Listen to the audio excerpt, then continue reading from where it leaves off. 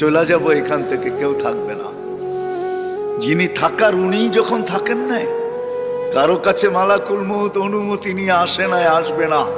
শুধু একজন মুহাম্মদুর রাসূলুল্লাহ সাল্লাল্লাহু আলাইহি ওয়াসাল্লামের কাছে মালাকুল মউত যখন আসছেন, তো আল্লাহ বলছে বন্ধুর কাছে অনুমতি নিয়ে ঢুকবে, অনুমতি দিলে ঢুকবে, নাইলে ফিরে আসবে।